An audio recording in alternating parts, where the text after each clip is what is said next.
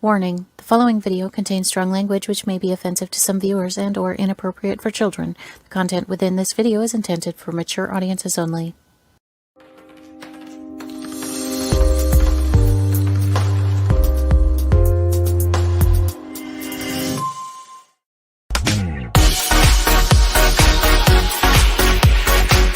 Inside the Drag Closet with Jade. Join Jade DeVere and her fabulous team of guests as they discuss all things drag, from wigs to makeup to performances and everything in between. Join us at WLFEDB.com for upcoming shows and more.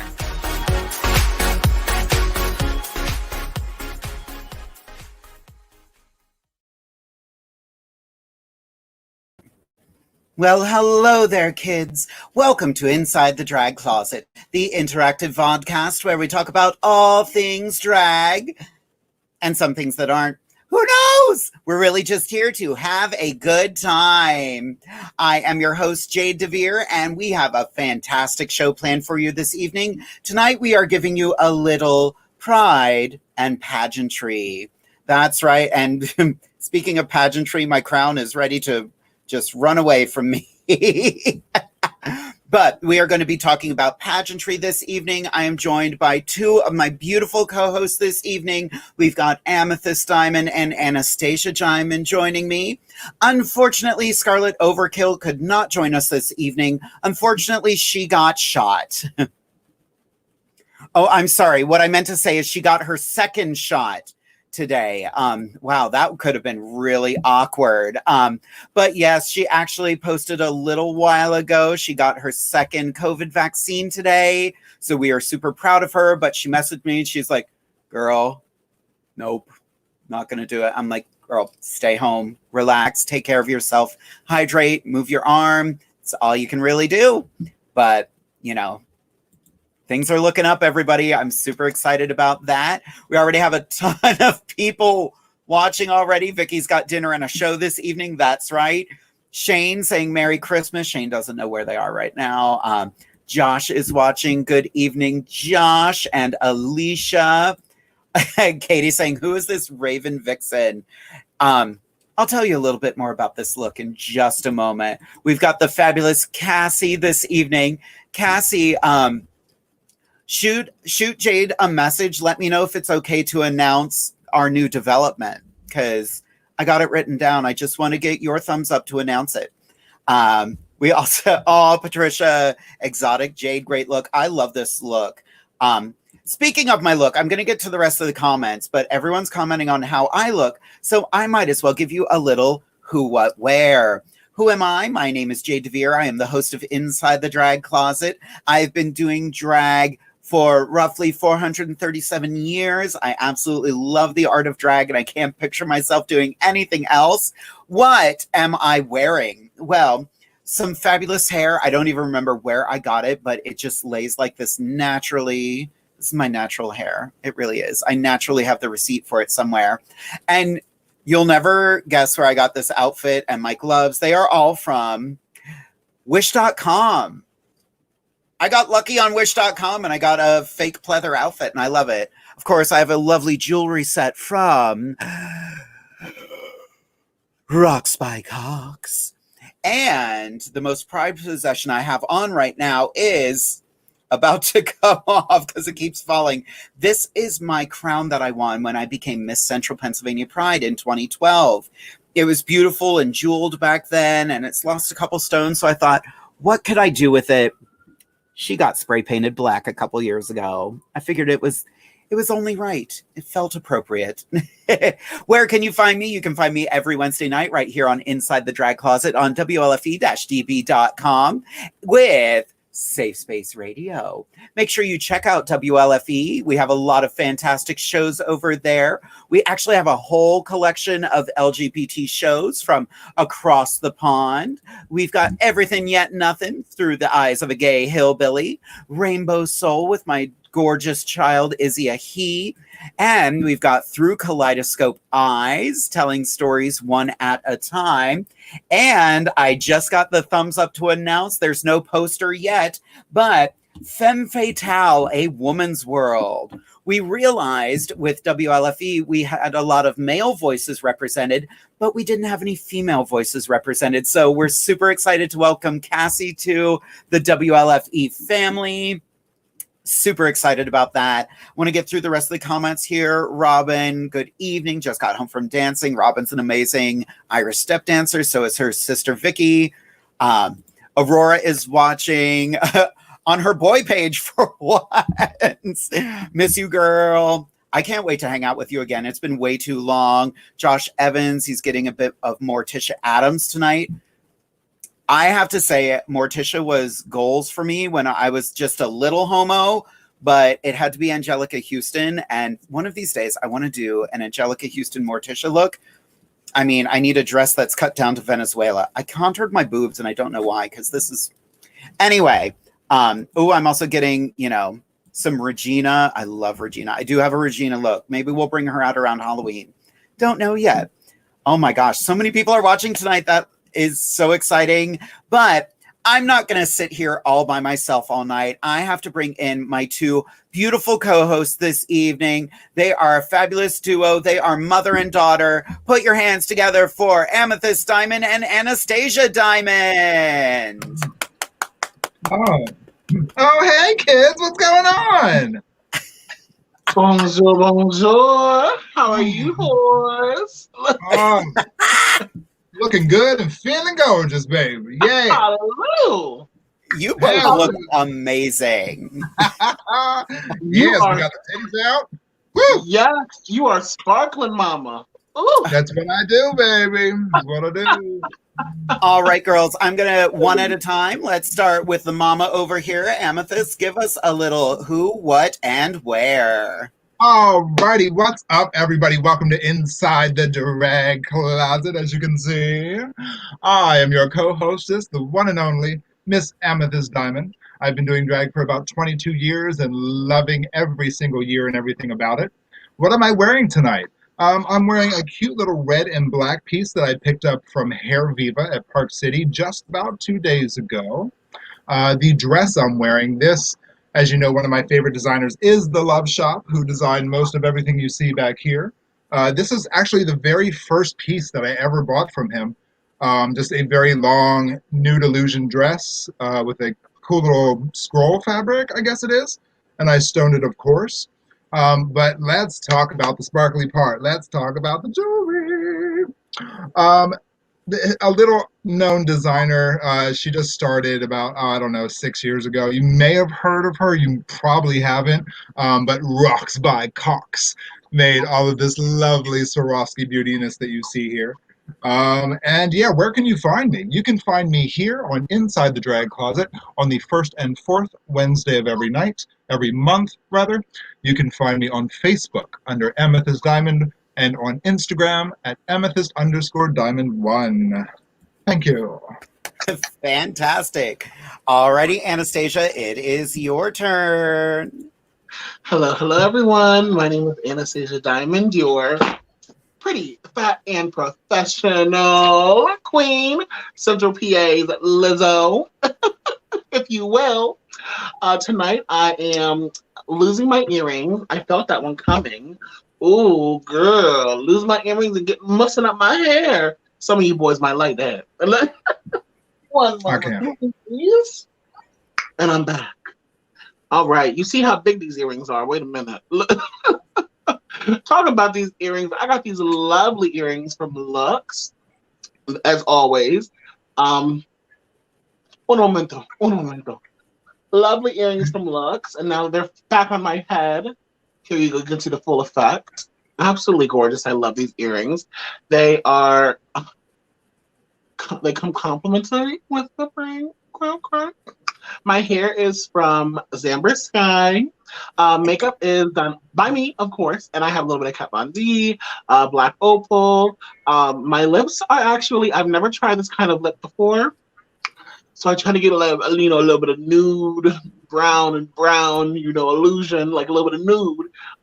So I'm really loving this lip, and I wouldn't have been able to do it without the fabulous Amore Lashes Mink by Oh, what's her name? What's her name? Callista, I believe Callista. She's here in Chambersburg. I actually also did stack some lashes of hers up as well. So these are her lashes. And I use some of her eyeshadows too. So she's really, really cute. She's Black owned. She's a Black woman. She's a Black owned business. Check her out. More Lashes Minx. And then it's like by Callista. If you follow me on Facebook, you'll see it there, but you can also find her on Instagram too. Where can you find me? I'm on Instagram at Anastasia Diamond 95. I'm also on Venmo and Cash App at Anastasia Diamond 95. Yeah. I just need a little bit of money so I can glue these motherfuckers to my ear. Thank you. And other than that, you can find me here every third and fourth Wednesday on WLFEDB radio on Inside the Drag Closet. Amazing. Okay, ma'am. I'll see you, girl. Good. Those earrings, are they magnetic? They are magnetic, yeah. Mm-hmm. Mm-hmm. Those Yeah, are magnetic. I wish. Okay, I gotta get rid of it. It's eating my brain. It's eating my soul. Oh my gosh, you can see that my gloves are torn. Oh no. I wanted to keep it on just because we're going to be talking about pageantry tonight. So we'll just put her over there where I can Never get heard to of her. What's pageantry? So we're talking about pageantry and Amethyst, you know, your background has changed so much. Where are all your crowns, sis? Where are all your crowns, mama? Oh, there they go. There they go. So you know what? Let's go down the line. Let's tell us what each one is. Oh my goodness. Okay. Okay, everybody. Hopefully you can still hear me okay. So from left to right, I have two of this crown actually. One is from Central Pennsylvania Pride, and the other is from Lancaster, Pennsylvania Pride. My Pride crowns were actually identical in two different cities. That is my first Miss Club Access crown and one of my Pride and Joys, of course. Next to that one, I don't even remember.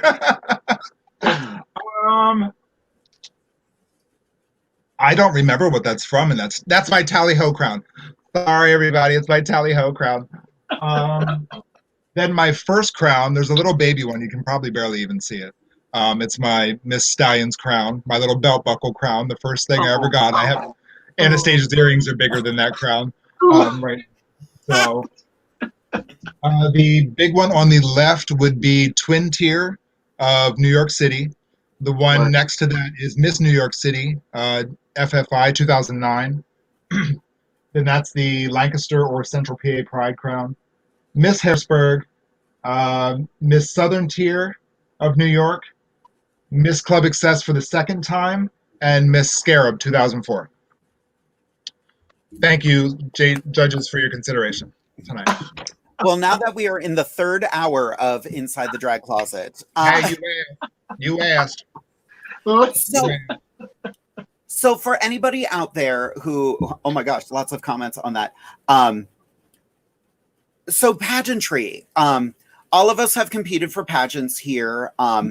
I personally, I don't consider myself a pageant queen. I've technically won 3 and I'm like, I'm good. It's not something I really gravitate to. There are others that I'm thinking about running for maybe down the line, but I'm just, you know, it's hard to see the light at the end of the tunnel right now. But yeah, Amethyst and I actually have a shared sisterhood with the Central Pennsylvania Pride title. Yay! Oh, love that. Love you. That was my first title. I competed for that after doing drag for like a hot minute, and I had some amazing competition.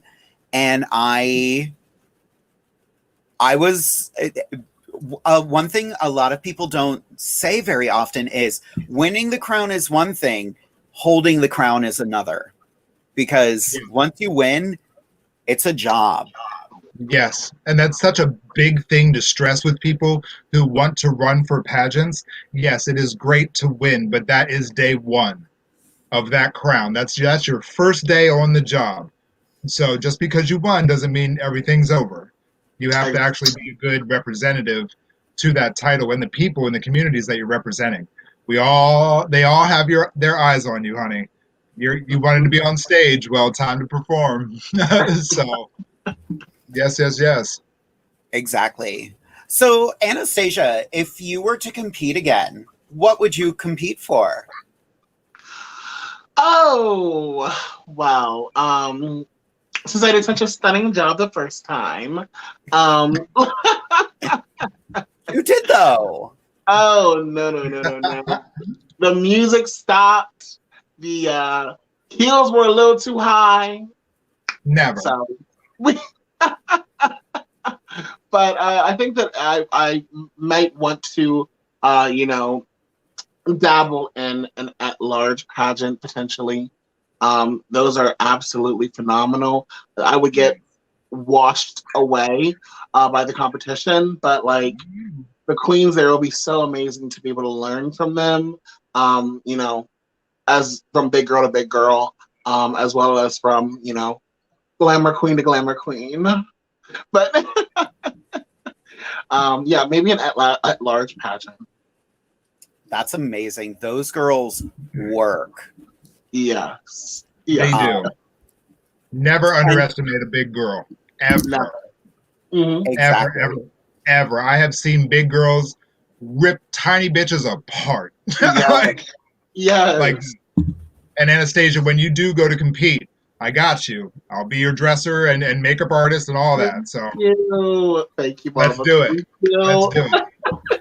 I got you. Well, and one thing I wanted to talk about tonight, because usually when you're at a pageant, you rely on your drag family a lot to come and help you. So, Amethyst, what would you do? Well, you've already said you're going to be her dresser, her makeup artist. Anastasia, what would you like Amethyst to help you with? I think really the biggest thing would be the background work, helping with, talent, helping to make sure that everything looks proper and in its right place because of her, great resume that she has. There are a lot of things that like little tiny things that from someone who doesn't do pageants often, I might not be aware of. I just found out, maybe 4 or 5 years ago, maybe 4 years ago, 3 years ago, that when you win or when you compete in an American pageant, you have to wear red nails or nude nails. And I'm like what? And you have to wear nails or else you get cited for it, basically. And it's like, wow, there are so many little tiny rules that, really, not that it stifles the art, but there are a lot of parameters that you have to fit within to compete at those kind of pageants. So I would use her for that because of her knowledge and, expertise. That's amazing. Thank you for your consideration. I appreciate that. You said, send me your resume and we'll see. Yes. I have a copy right here. You said, let me borrow those earrings and we might have a conversation. That's right. I'm sorry I can't hear you. What? No. Yeah, the section is lighting up. I love this. Reese Hunter says, that's a lot of bling. Yes. That necklace, I'm in love with it. And speaking of the Diamond Clan, Sanika Diamond is watching this evening. Hey, bitch. The fantastic Orion Angel just said, I was told I was absolutely crazy making my first drag performance a pageant. Oh my gosh. Wow. Orion, I have a question for you. Are you comfortable with us sharing a picture from the pageant? Because I saw your pictures and they were amazing, but I don't want to post it if you don't want me to. But yeah, I thought you looked incredible. I'll give him a minute to respond to that. And the fabulous Jay Crimson is watching this evening. I've never competed in a pageant. Not sure if it's for me, especially considering I'm a king and it's mostly a queen thing. In our area, there's always kings. Although I do find it a little ironic that as a dominantly gay community, we always have a king and a queen ruling everything. Right. How odd. That is a little strange. Yeah, that's the reason why I was like so surprised that I didn't get maybe princess or stallions or something like that, or a crown. We are dead or something. Oh, you mean on this night? Oh! Wow, bitch! Wow! Yikes! Wow! It's a long Wow. ago. Do you know how long ago that was? That was 2018. 2018, 3 years ago. Yep. 3 years ago. That's crazy. I was there that night, and that was an amazing competition. And you and Mona were so well suited to compete against each other that it literally could have been anyone's game. Wow. Thank you. It was nerve-wracking for the first pageant. And then when that music cut off, I was like, oh, well, I had a great time. Bye, everyone. I had a great time. Like that one meme.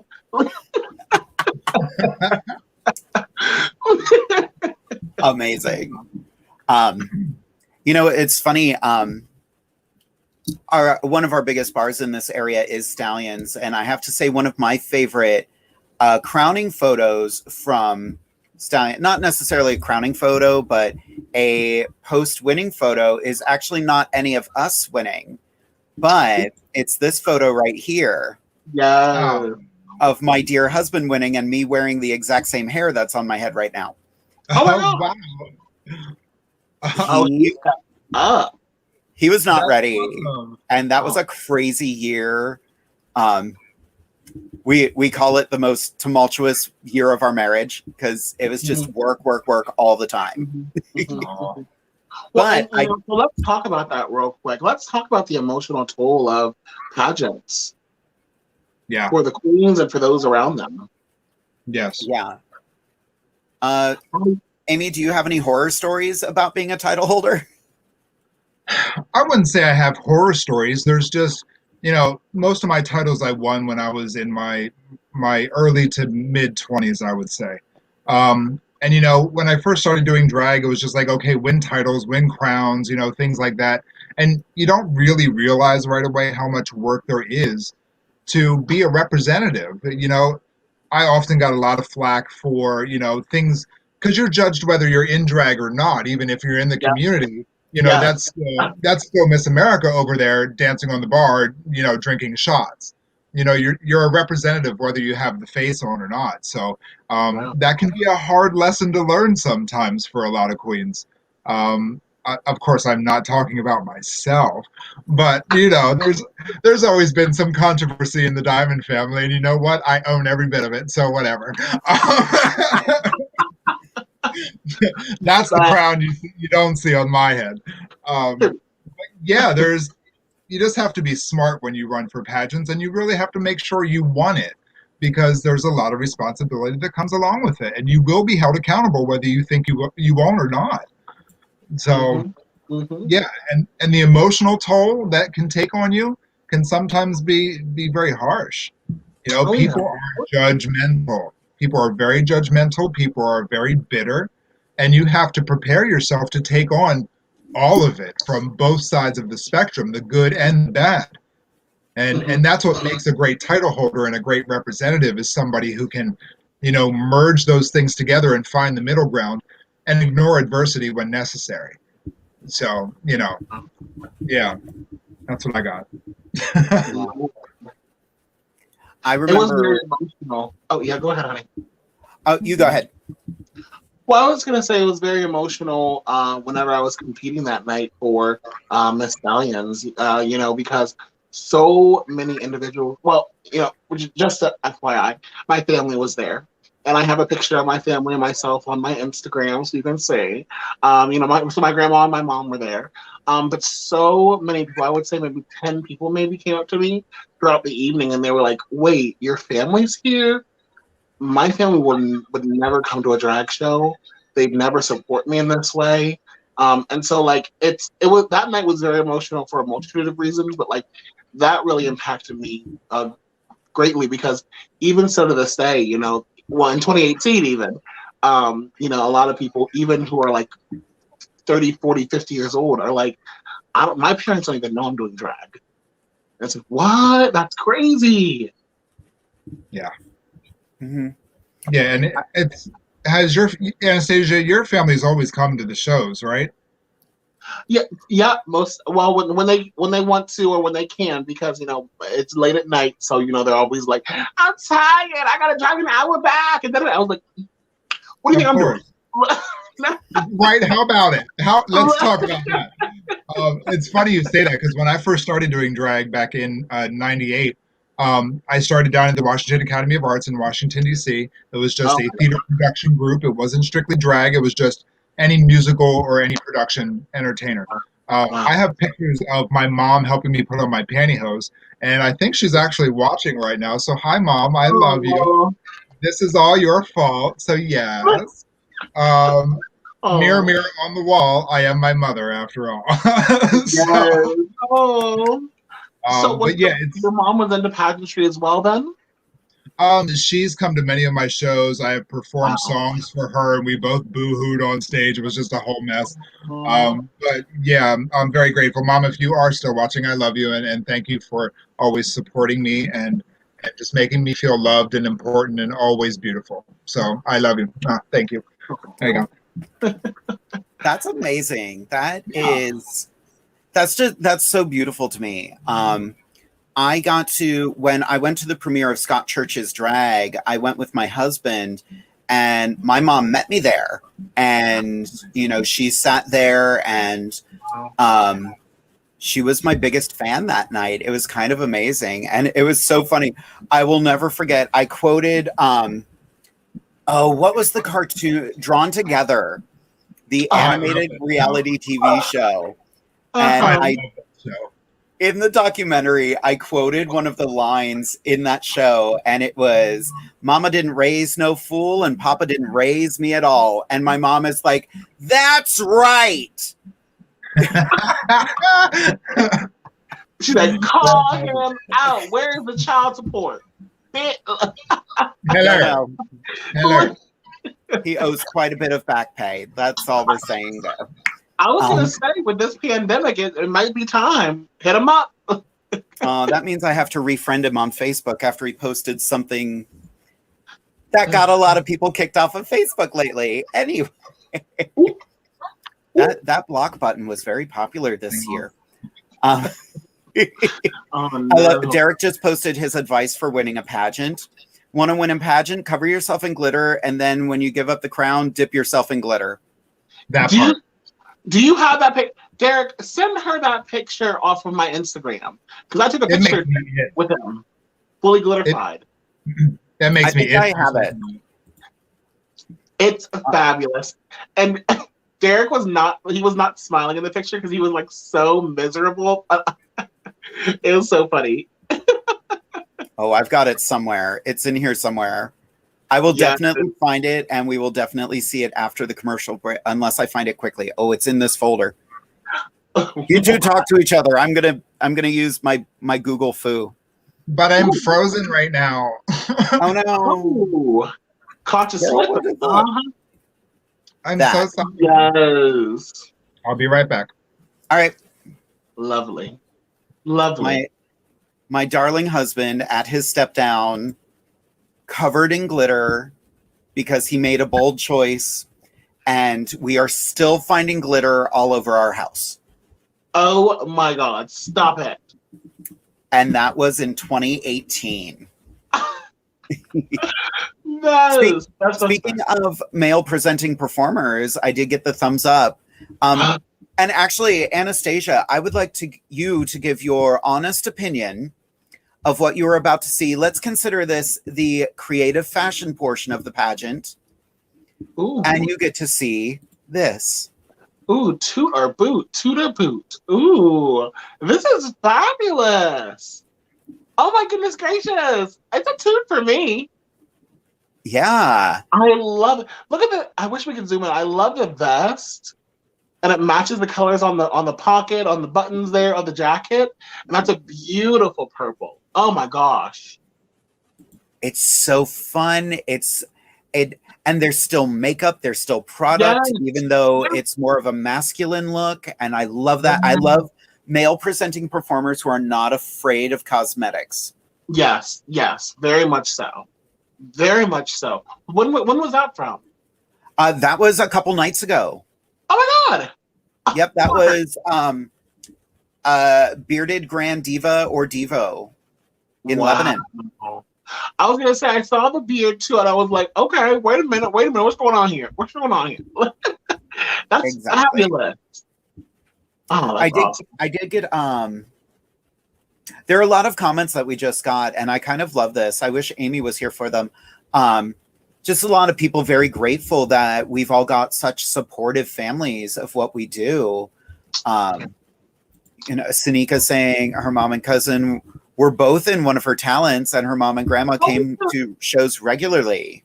Oh, our beautiful Ms. Drea, so cool that your families are supportive. Drea, we've been talking about you lately. We're planning what we talked about. We haven't. Yeah. Jamie Angel saying, would love to have a parent who would be supportive of drag or anything else in the LGBT community. If your biological ones are not, your new family is. Exactly. And that's the great thing about being a queer person. You have the right to have a chosen family. So, if you have a drag family, or if you have a gaggle of gays who you love and who support you and who you support, that is your family.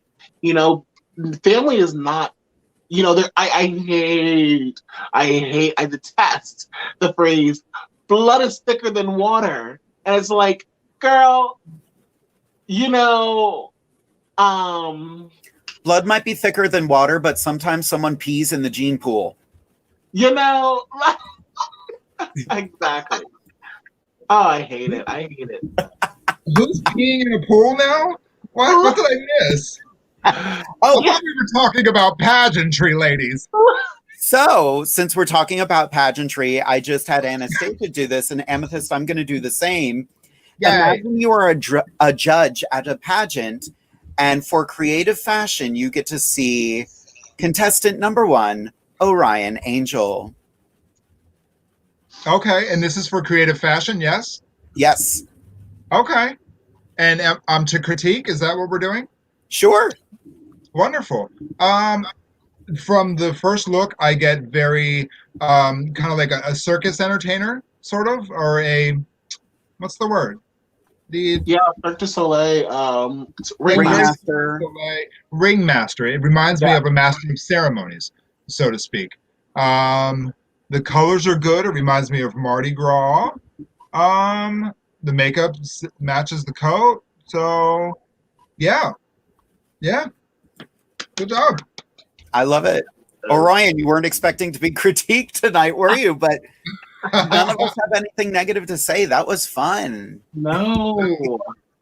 Well, and that's the thing, I feel like, all drag is, I always say, and I tell my little drag daughter of sorts, Miss Beta Face, I don't tell you things, I don't critique you because I'm trying to read you or be mean, but I'm just trying to let you know, all drag is valid, but not all drag is bookable.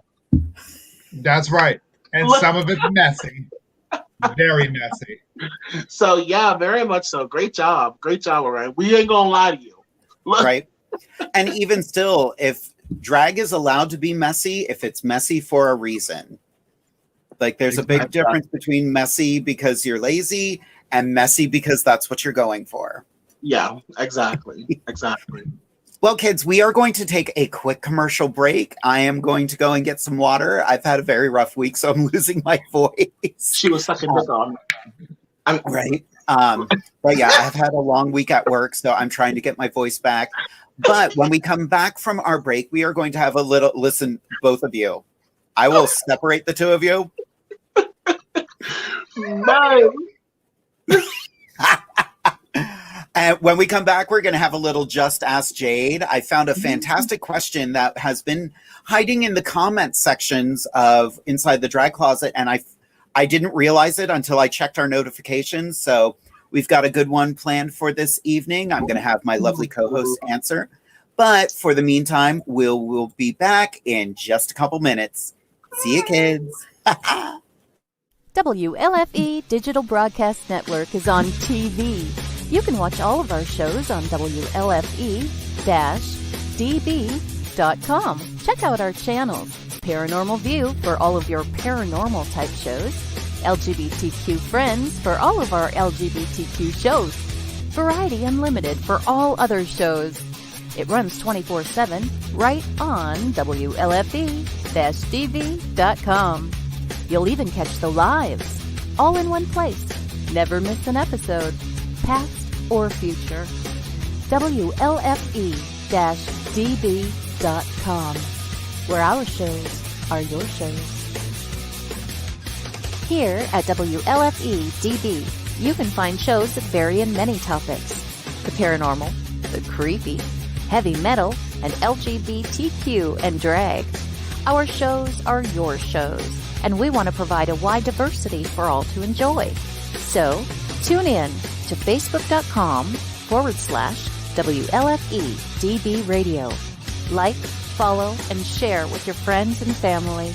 Also, go check out our website at www.WLFE-DB.com.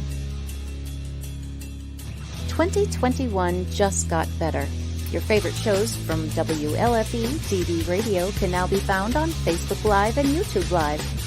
Yes, we now video stream to both of those platforms. Search for your favorite shows like Where's My Sage, Inside the Drag Closet, Across the Pond, Everything Yet Nothing, Paratalk Radio, Step into the Paranormal, The Creepy Parlor, Just Cindy, and more. Now you won't miss an episode. Remember, follow Facebook Live and YouTube Live. Make sure you subscribe and follow your favorite WLFE-DB radio shows.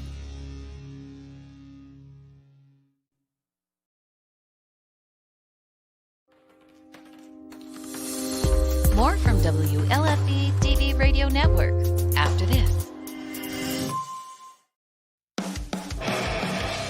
Hey guys and dolls, this is Casey DeVille, the better half of DeVille Inc., Baltimore, Maryland. If you're ever in Baltimore, stop in and see me and Tony. Invisible Bree, 5920 Eastern Avenue, Baltimore, Maryland, 21224. Give us a call if you're in the area at 410-400-9641, or look us up on the web at DeVilleInc.com. DeVille Inc., where we specialize in you.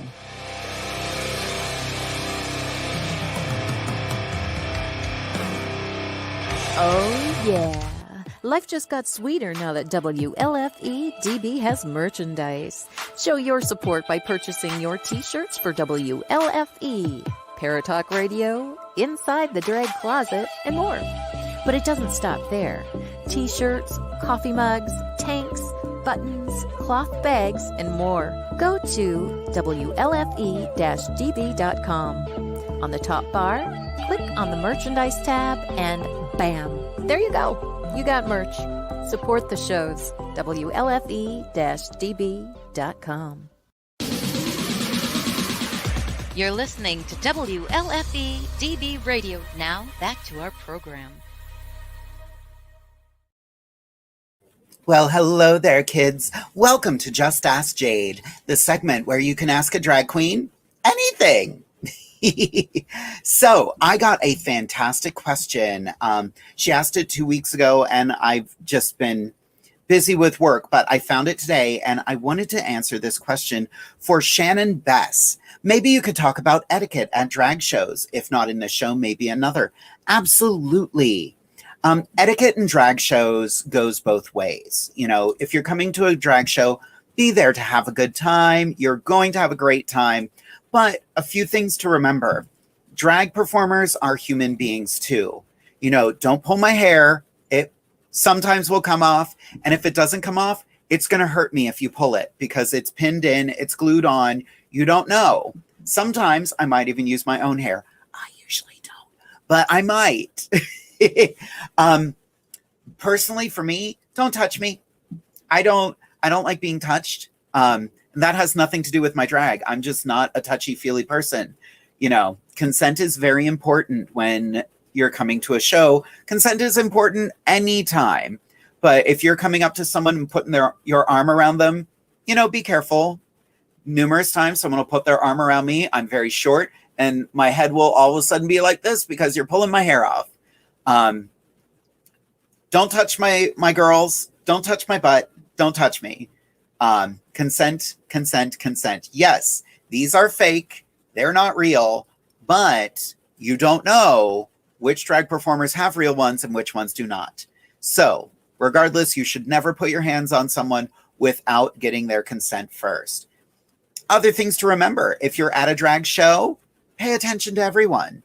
If you're there just to watch one performer, you're not a fan of drag. You are a fan of the person you're there to see. Support everyone. They might not all be your cup of tea. That's fine. But you might also find a performer that you're like, oh, I wasn't expecting to like that. They're fun, or they're twisted. They're disgusting. And I love that. That's perfect. That's the best part about drag. Drag is a symphony of music, and it's all different. It's all amazing. So support your drag performers. That's pretty much it. Oh, and most importantly, don't sit in the front row and text. If I'm performing and I see your phone and you're texting, I will take your phone. And you're going to have to pay me to get it back. Yeah, that's the way it is. Yeah.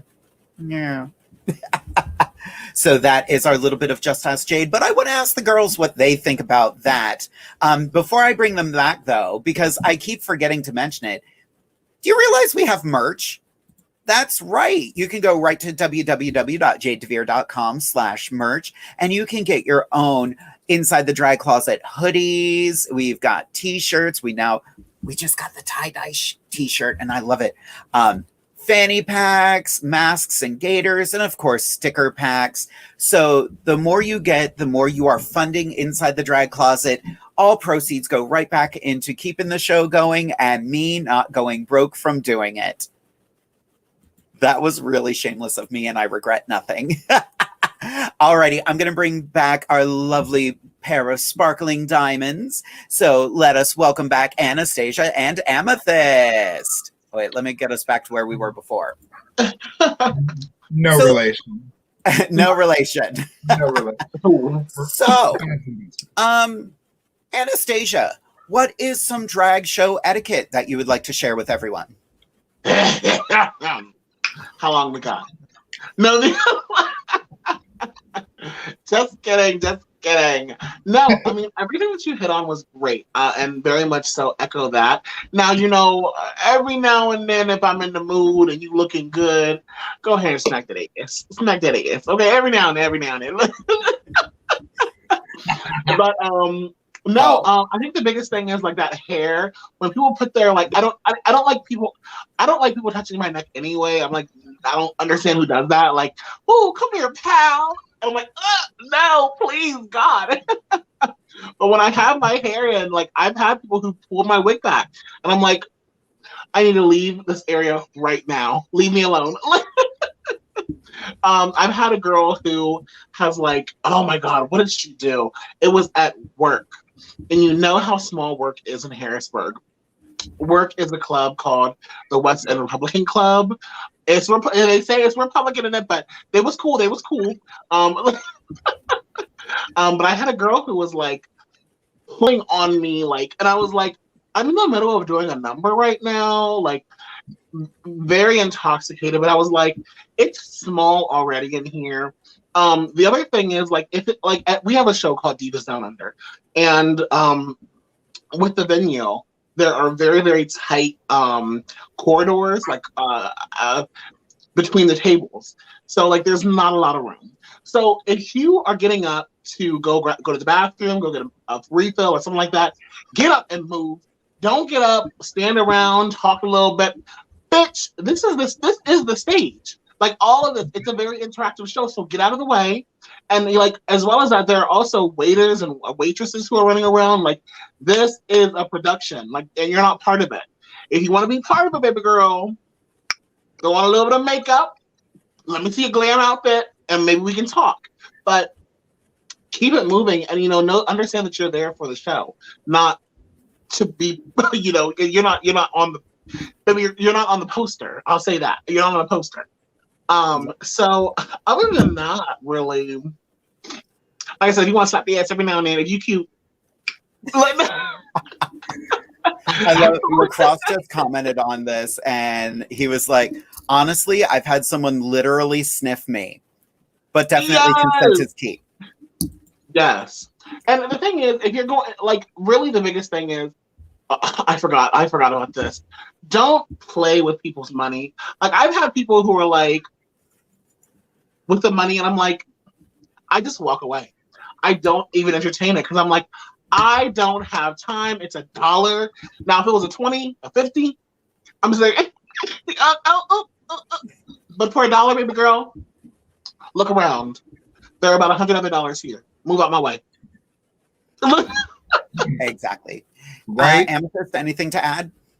I mean, you ladies both kind of hit everything on the nail. You know, we as entertainers do this for the audience.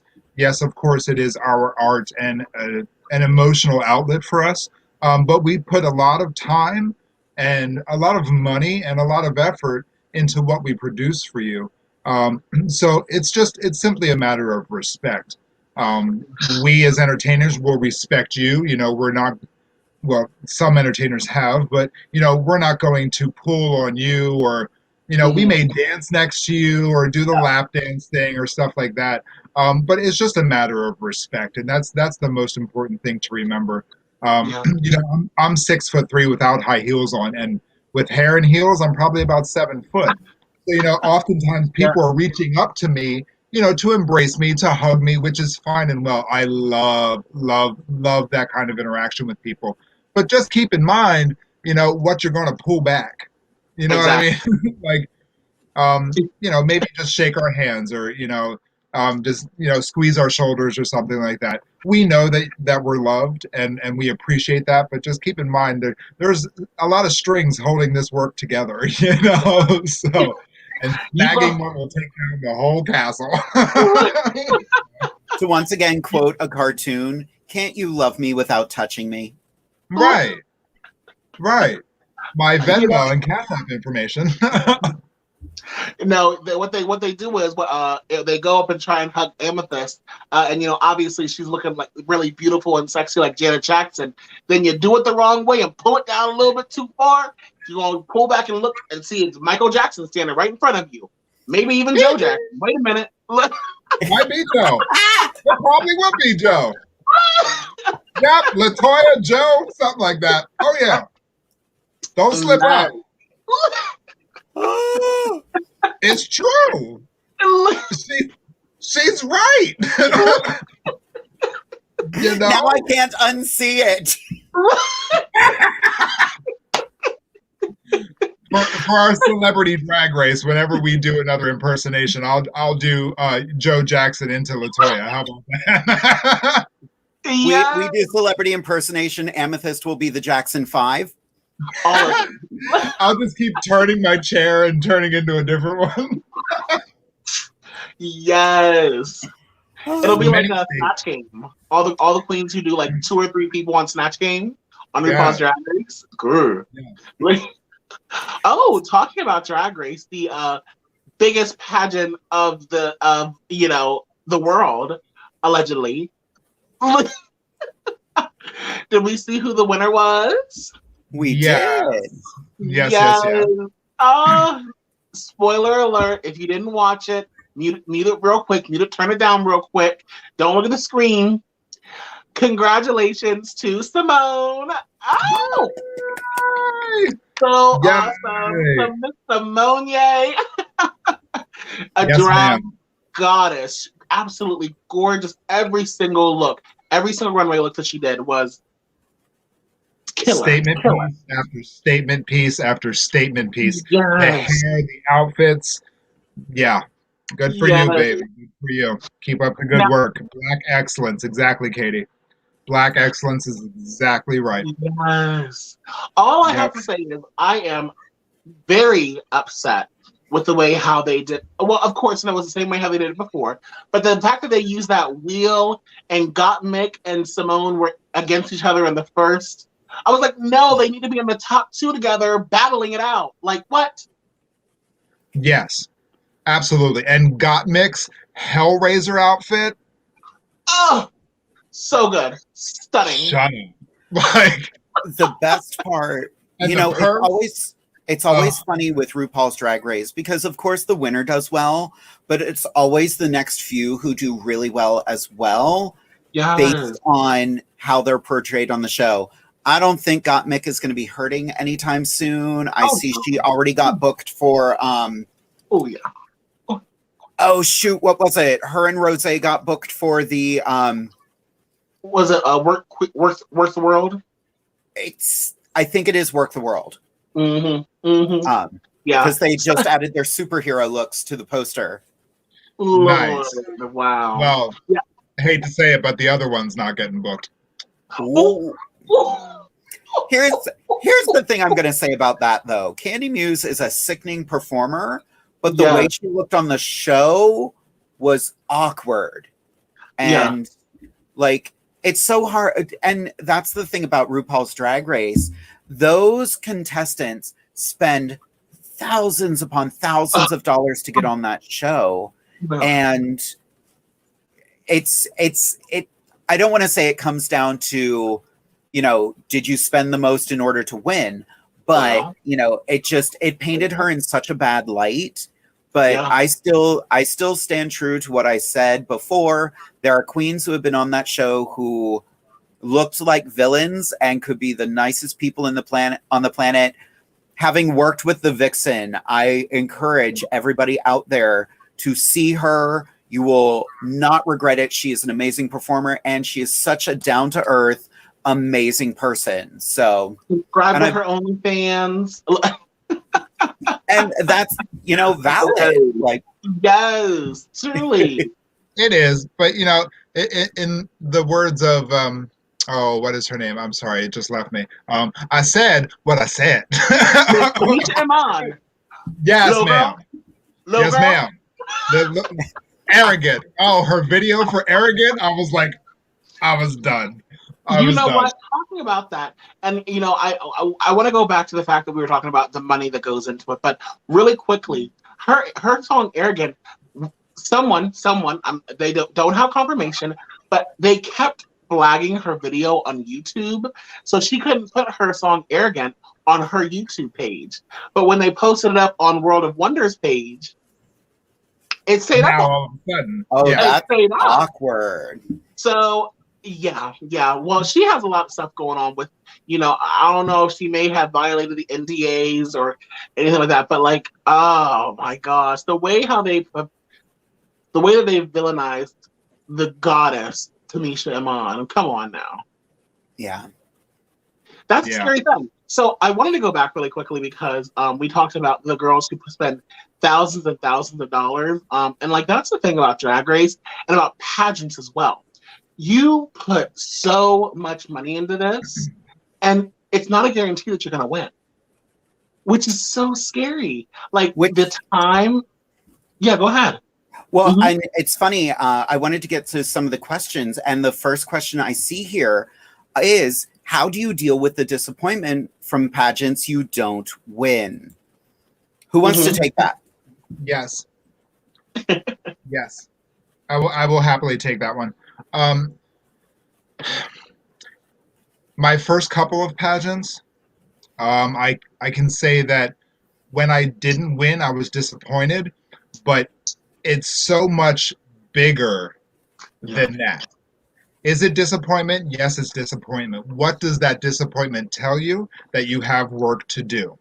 Yes. You have work to grow as an entertainer, to sit back and learn for a little while.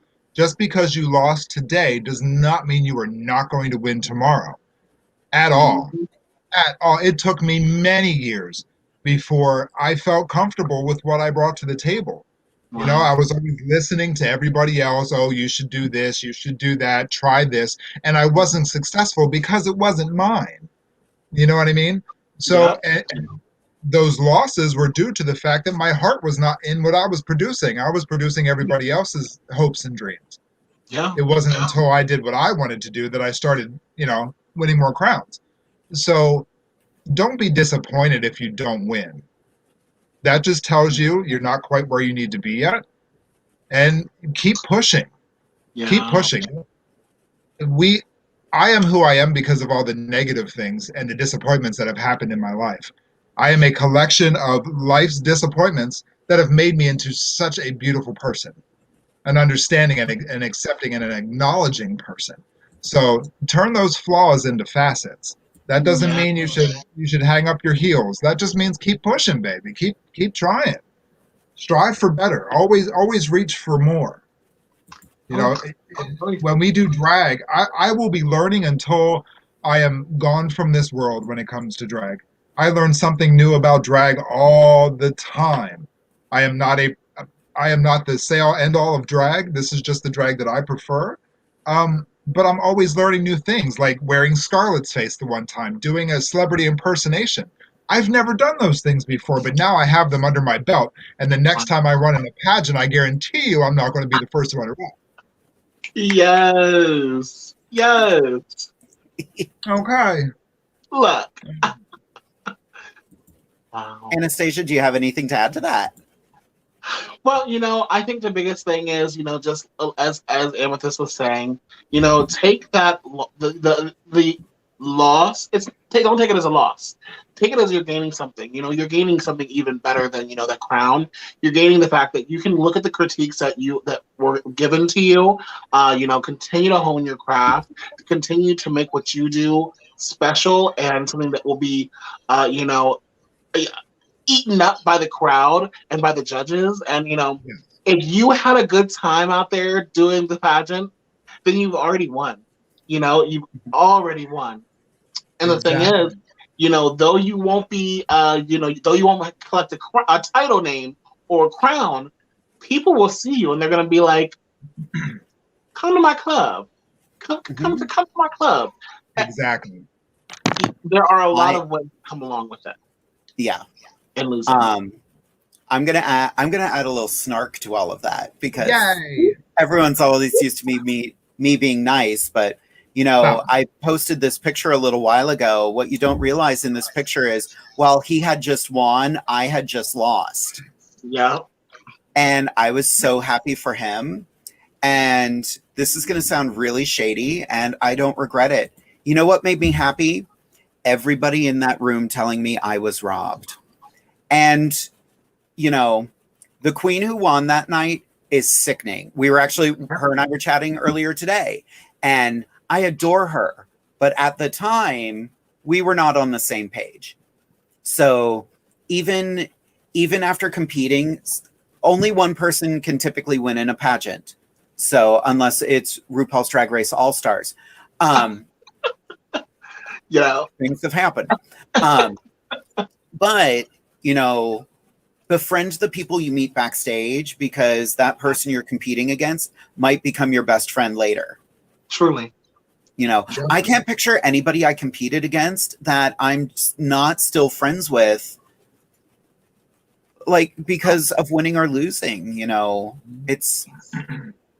We always say the term sisterhood, but I like to use the term fellowship more. We're all a family. Not fellowship. Yeah. There's got to be a better term for it. We're a community. And listen. Yes.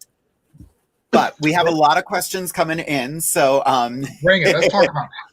Miss Sanika Diamond has a question next.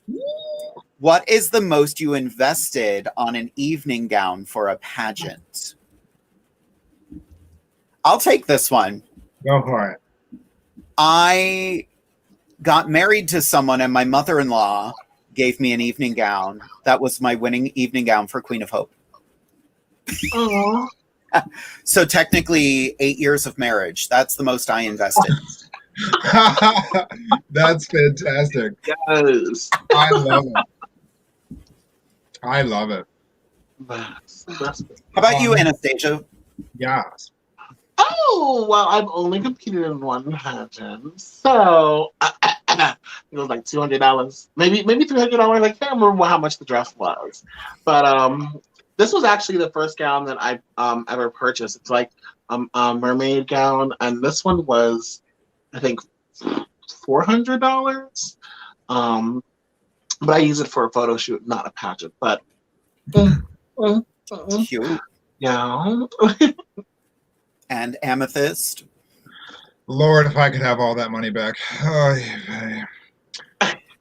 Okay, so the most I've invested in a pageant, I'm not sure what the total of what one pageant would be, but my competition gown was $3,500, and that was just for one gown. That was a solid beaded purple stone encrusted. It was bulletproof. I could have got shot in the ass. I would have been like, "What'd you say?"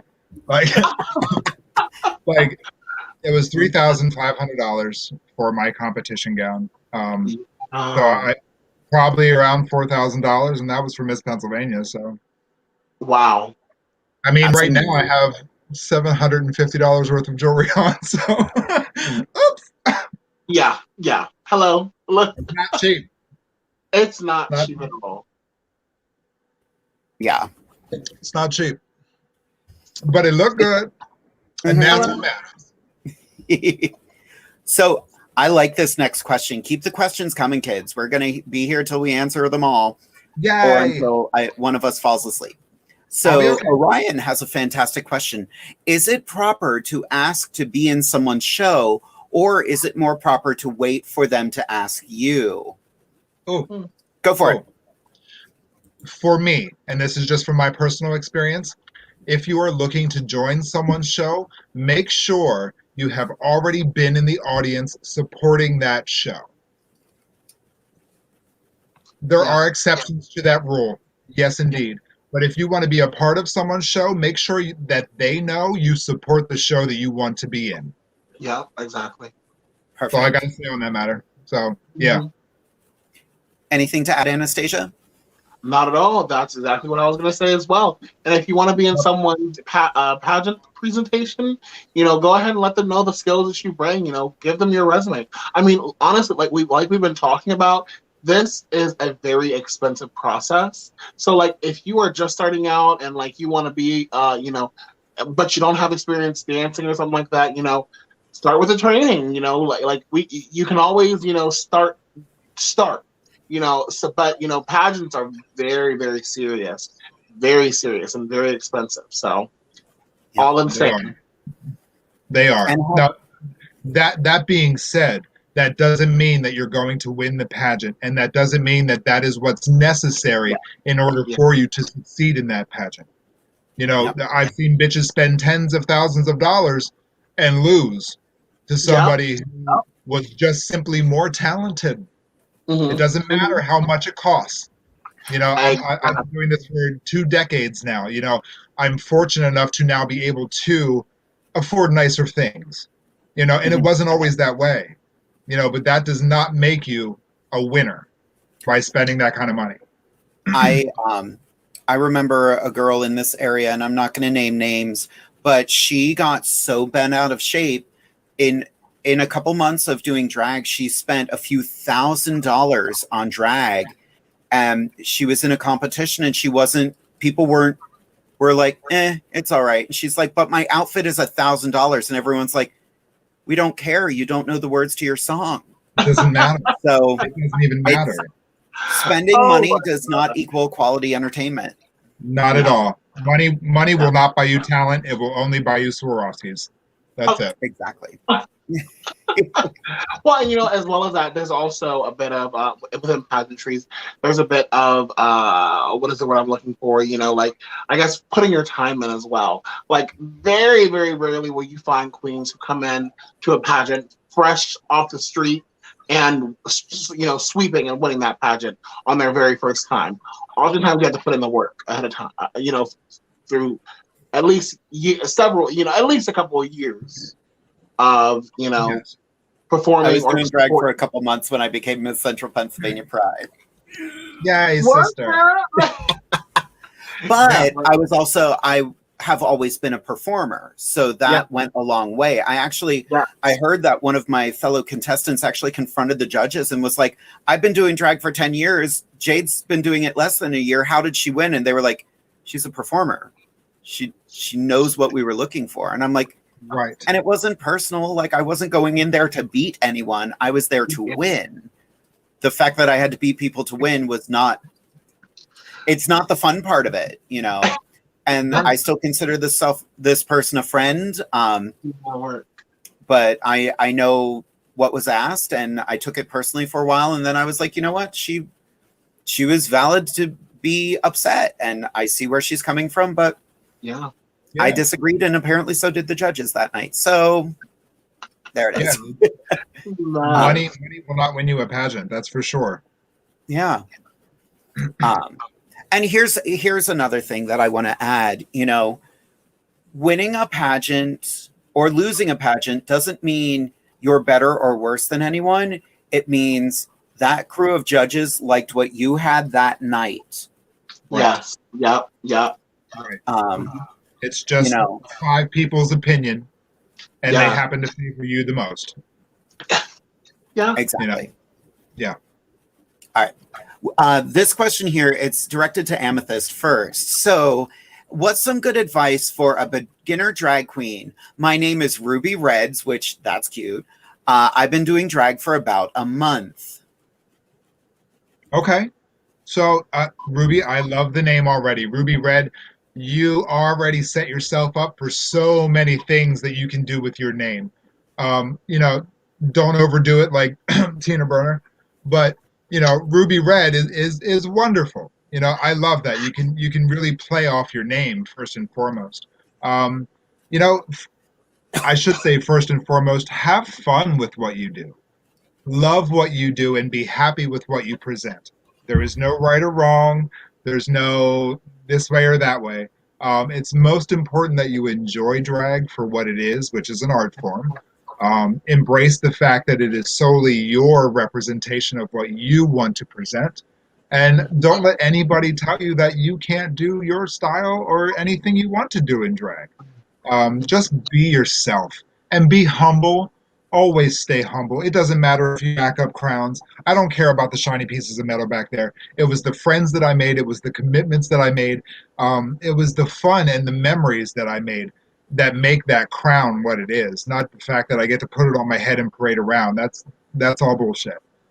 Do it for the right reasons and just stay humble and just love what you do and love the people who support you and your art as well, because those are your true friends. So, yeah. Anything to add?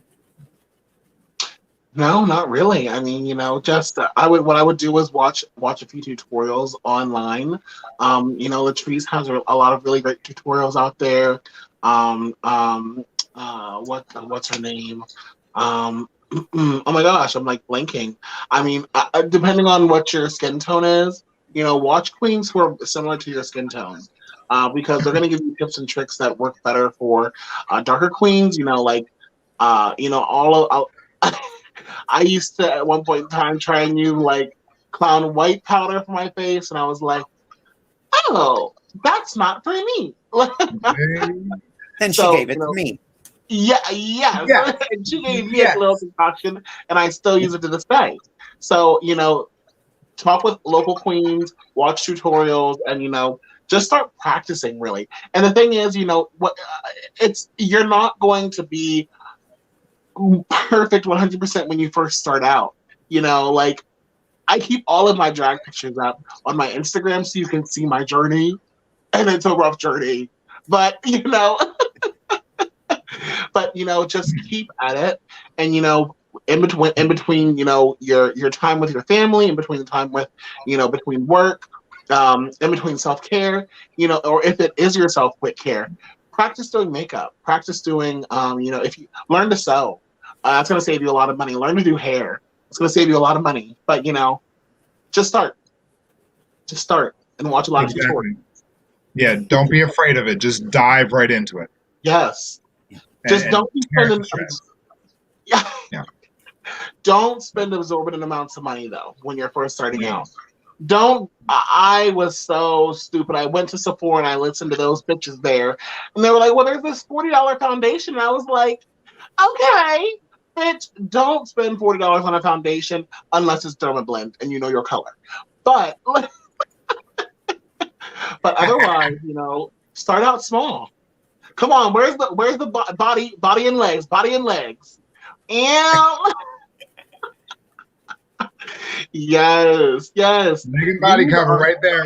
What is it, Anastasia? Like $24? Well, for me at Amazon. Ulta, it's 40, I think.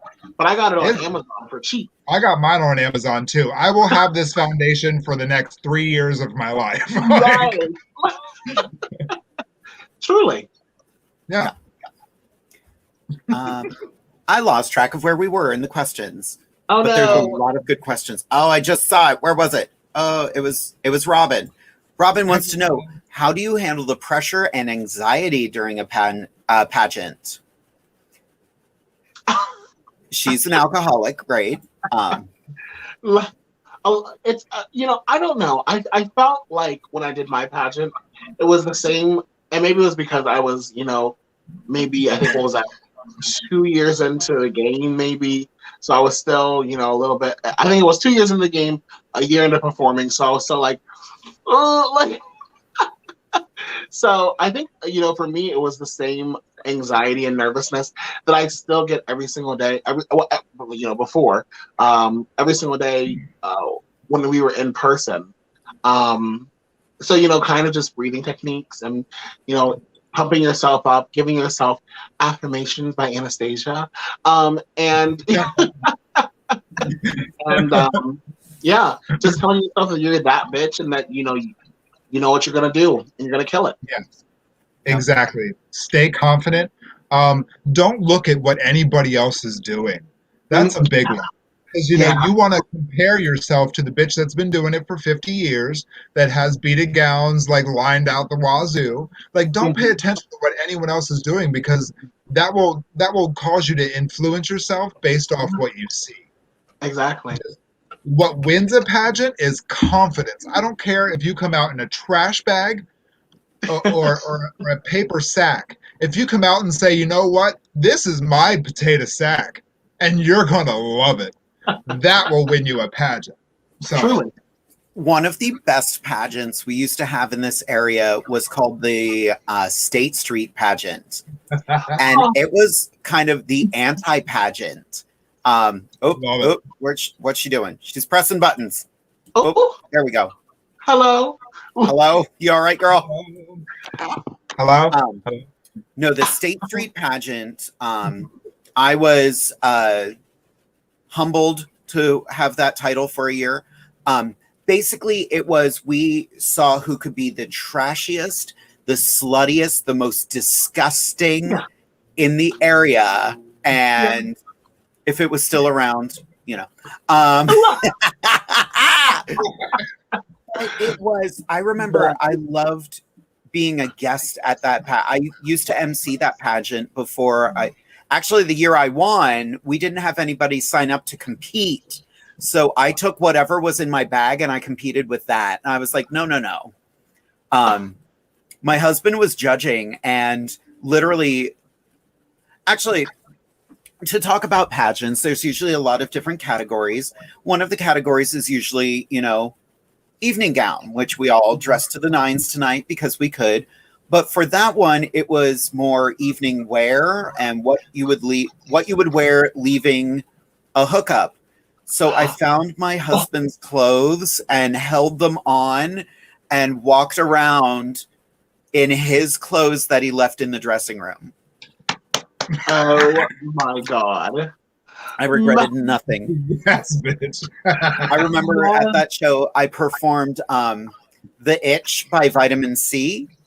And I did so with a huge box of Vagisil. And at one point, I dog scooted my crotch across the floor. She ain't right. You ain't right. Nice. We do what we can to win a title. That's a snail trail right there. I'm sorry. Caution, slippery when wet. Right. Oh, it was dry down there too. Ooh. Right.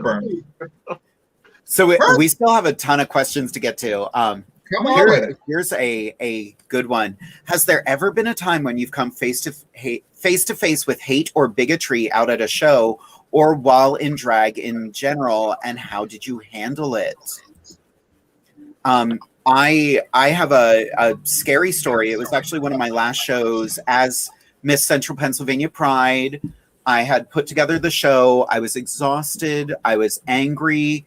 And I was performing a dance mix of I Am Woman, Hear Me Roar. I've talked about this on the show before.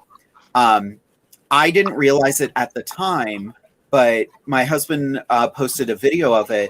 This guy walks in through the back entrance of the building and is just kind of staring around and looking at people. And you can hear him walk up behind my husband and go, "Is that a man? Is that a man?" And he's just like, I'm filming, thank you. And it was that intense, like, he was like, I might be filming my husband getting killed right now. Jesus. We don't know what happened to him. We don't know where he went, but I can't watch that video because I get so shook by it, because I'm like, we forget, while we have this armor of drag on, it's not bulletproof.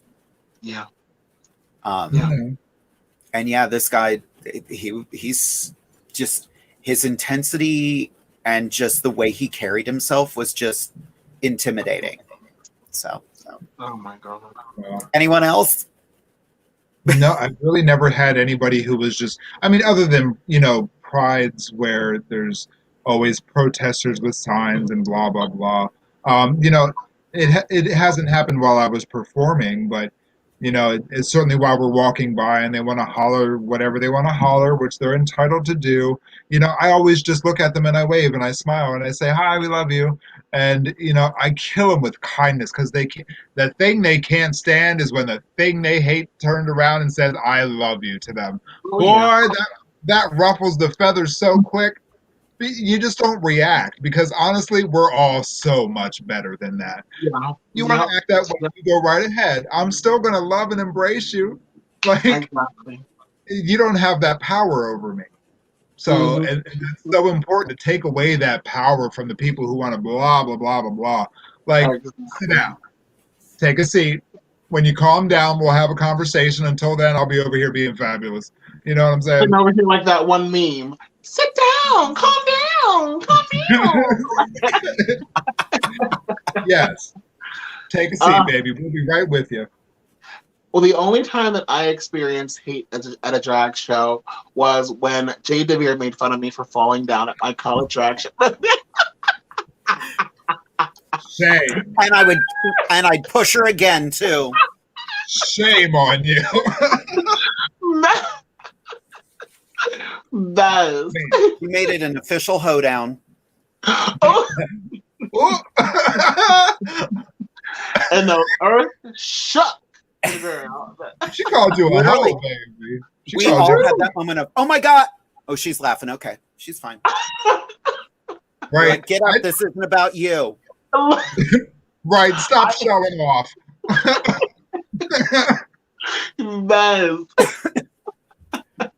Alrighty. Next question here.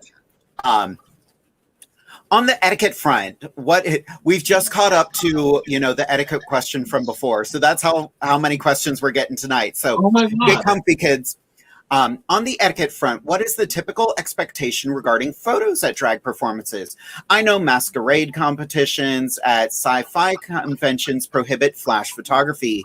Some prohibit all unofficial photography, including cell phones. Would expect similar in drag. I think it depends on the show. Use flash photography, bitch. Use flash photography, please. Jesus Christ.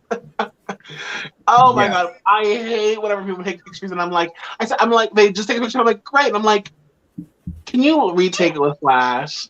Go ahead. And they're like, well, no, it looks good. And I was like, retake it with flash. And daughter of mine, please tell everybody why we do that. Honey, the face be looking flat. We have these contours and highlights and dimensions to catch light for a reason. It makes us look womanly. Otherwise, it makes you look ready and messy. Like, come on now, girl. It makes you look like Joe Jackson. Look.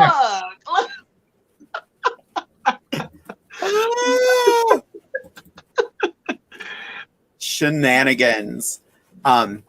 I agree. Like when I was at RuPaul's DragCon, I was very happy to see signs everywhere that was like, please ask before you take a photo. Please ask before you photograph someone. No one was listening. Nobody was listening. Like people were taking pictures of anybody who happened to walk by. And I was like, oh, okay, I guess that's optional, but whatever. I love getting photos. Like the thing to remember is if you want to catch us right after a number, please give us a minute. Because if it's a dance number and we're sweaty, that's not when we want a photo. No. That's why at the end of Divas Down Under, I'm always sitting somewhere because I'm like, hi, I'm tired and I'm old. Yes. Yes. Yeah. Same. I love taking photos, and I will stay hours after an event to take photos with people. I don't mind that one bit. But keep in mind, this is the face that we paint to entertain you. You know, and if things aren't looking right, you know, we like to take our time with that sort of thing. So, you know, make sure we're cute. We want to look good. But you know, you don't. For me, you don't have to ask to take my picture. I could care less. You know, you want to take a picture with me? Great. But yeah, just be polite and just ask. That's perfectly fine. Yeah, I love pictures. My husband just sent me something on the topic of dealing with negativity and drag. Aww. That's me at Central PA Pride a couple of years ago. Aww. And those very nice people had such good things to say about my eternal soul. Of course. Yeah. It was nice that they were so concerned. I think they were worried that that dress didn't fit correctly. They kept yelling things at me. I don't know. Which my husband made that dress, so they're rude. Oh my gosh, wow. Oh, let me find out. Okay. Mm-hmm. All right. Now I'm trying to get caught up on the chat. There's questions in reference to things that I don't understand anymore. We've passed these a few hours ago. A few hours. You're doing great. Ooh, I love this from the amazing Miss Trixie DeFlair, who we all know and adore. I was always told I would never be America. Obviously, I am Miss Gay Harrisburg, America 2019 to 2021. What has people said before running to bring you down?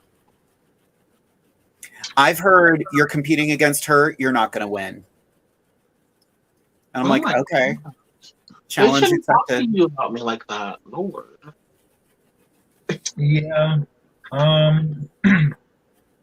don't know. Yeah, touching on the whole America thing, Miss Gay America has been around since 1972, 77, something like that, I believe, when Norma Christie was the first ever crowned Miss Gay America. Their system, as many systems, have certain rules and regulations and things that they are looking for their chosen representative. I don't want to say the word cookie cutter, but they have a list of, this is what we are looking for. Fine and well. You know, and America is, I think, the oldest running gay pageant system, isn't it? Next to US of A and Continental. I'll find out. Yeah, I mean, I always wanted to be, when I first started, I'm also, Trixie, a former Miss Gay Harrisburg America as well. And like, the whole "you don't look America" is so wrong to say. Yes, they are looking for a certain kind of look, but in my mind, I always wanted to be that perfect cookie cutter, perfect everything, like the Stepford wife of pageantry. And it stopped me from branching out to do other things because they weren't America. So I feel you on that. I definitely understand that. But yeah, I hate when people always said that. It always bothered me. Yeah. It really did. Because it stopped me from branching out. So. Wow. Well, I really think that's another reason why I'm like, after I did the pageant, I was like, you know, I really enjoy, you know, performing the way I like to perform. And, you know, so that will be very difficult to have to, you know, cage myself back into certain parameters to fit in. at certain certain pageants, and in certain networks. Yeah. I think there's a pageant system out there for everyone. It's just a matter of finding it. Right. When I started doing drag, everyone was like pushing me toward the Gay America system. And I was like, I don't think that's right for me. I think it's amazing. I think it's beautiful, but I don't think it's right for me. I've thought about doing Comedy Queen before because that makes me happy. That brings me joy. I love making people laugh. And there's ways to do America and Comedy Queen. Look up Mary Nolan. She is an America Queen who makes people laugh. I'm a fan of hers. And Mary Nolan, if you ever watch this show, please, by all means, reach out to me. I would love to have you on. But, you know, I'm not super excited about competition. I hate competing. So I'm happy having our little show right here. Yeah.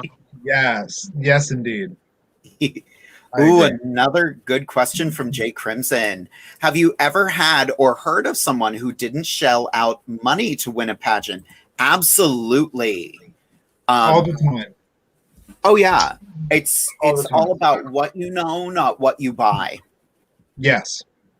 Yeah, I've seen contestants who have spent all the money. They have the most gorgeous, beautiful everything, but they don't know how to model it. It wears them. Like, that's the worst thing. When you come out, I've seen girls wear plain fabric gowns and look far better than queens who have or borrow things that don't fit them, or things that are just so intricate and over the top that it takes away from who they are as an entertainer. Like, you can obviously say that's not really her style. She's just wearing it because it costs $10,000. You know, you got to be confident. Confidence sells. If you come out in a paper bag and it fits you like a glove, baby, you're gonna win over the saggy whatever. Just saying. Yeah, so truly happens a lot. Yep. Cassie's got a good question here. What is your favorite part of the pageant? Talent, evening gown, onstage question, male interview, etc. Who wants to take that first? I think evening gown's my favorite. I knew if I did that would happen. Anastasia, you go first. Go ahead, baby. Well, Amethyst, obviously that evening gown, because she spends $3,500 on evening gown. No, just playing. Just kidding.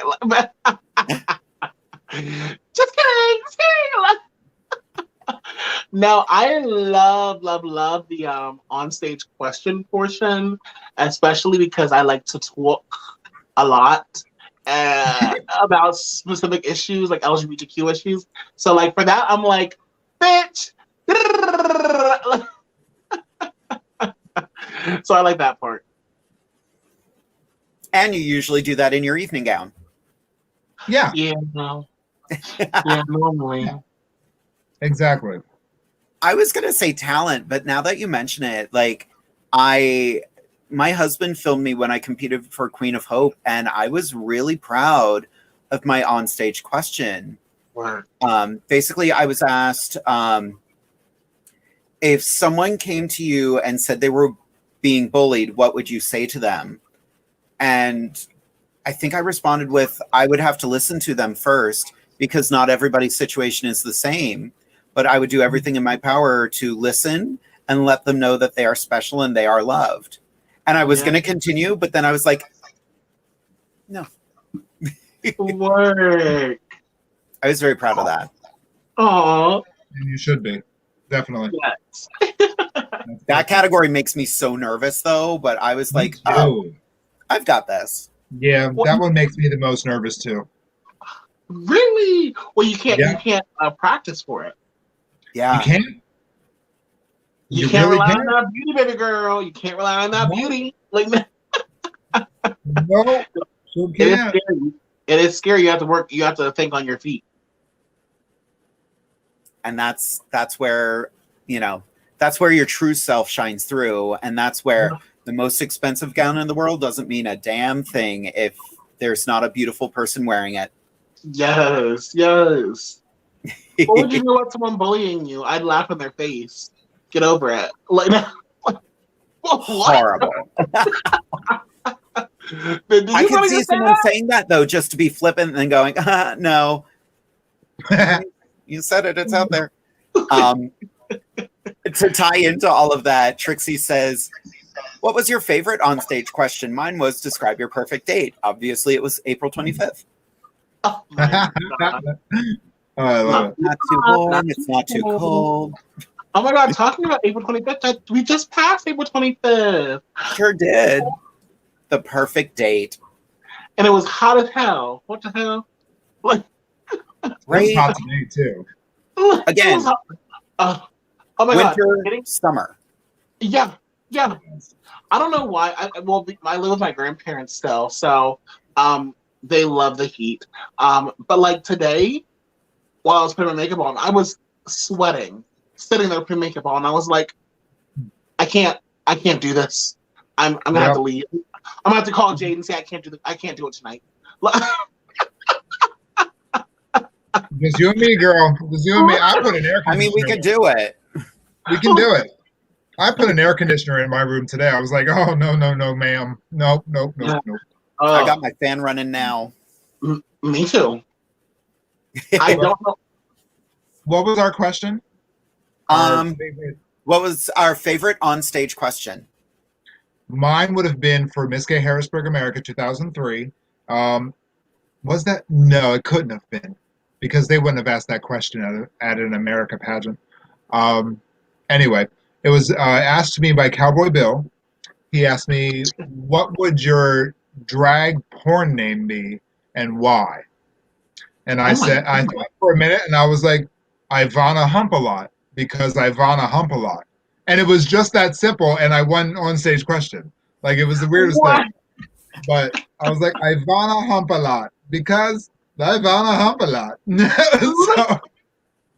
So, yeah, that had to be like Miss Stallions or something, because they would have never asked that question in America. Sure wouldn't. We were talking about makeup earlier and concealers, and Bella would like to point out that her foundation is from the trash. Yes. Accurate. Look up She at literally Dumpster goes- Makeup on Instagram.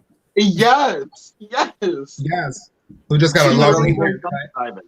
Yep, she dumpster dives to get her makeup, and smart. Yeah, truly. From behind we the got- Ulta or Sephora, it's not as long as there's no signs up. Do your Well, thing. that's a lot of fun. Teddy just sent us a really good question. This is amazing. Teddy says, what advice do you give a new queen when she's getting bullied by others? By others, who do you mean? By other drag queens, by other queer individuals, by straight people? Because there's going to be 3 different answers, and I'll just jump in. If you're being bullied by other drag queens, find a different group of drag queens. There are tons of drag queens, and tons of segments of drag queens. As you see, I'm always on here with my girls: Amethyst, Jade, Scarlet, Felicia, Belladonna. There are certain girls who I hang out with, and there are certain girls who I don't hang out with. And so you find the group that works for you. If you're being bullied by other queer individuals who are doing drag, drop them as well. And also drop a little knowledge on them too. Drag queens are the reason why we have the rights that we have today. Drag queens and trans women are the reason why we aren't still being harassed at bars by police officers. So drop a little bit of knowledge on them, and then go ahead and find yourself a new group of friends. And if you're being bullied by straight people, fuck them, because you don't need them. Or actually fuck them and turn them. Yeah, period. That reminds me of my 20s. Oh, nasty. It's just like vampires. Once you bite them, you turn them. It's all it is. Yeah. Oops. Yes. Alrighty. We do have a couple more questions. Once we're done with the questions, we are going to call it a night, but we've got about 5 more questions. So don't worry, we're not going anywhere yet. Yay. Hello there, girlfriend. How y'all doing, honeys? You all look sexy tonight. Lovely late. Oh, that wasn't a question. That was just praise for all of us. Well, all right then. It's because I clicked the wrong one. Do it How again. long have we all been drag queens, and what are our favorite songs to do? We'll start with Grandma up here. Oh, Not grandma. I know she ain't talking about me. Anastasia, go ahead, Grandma. Come on. Shit. It was 1753.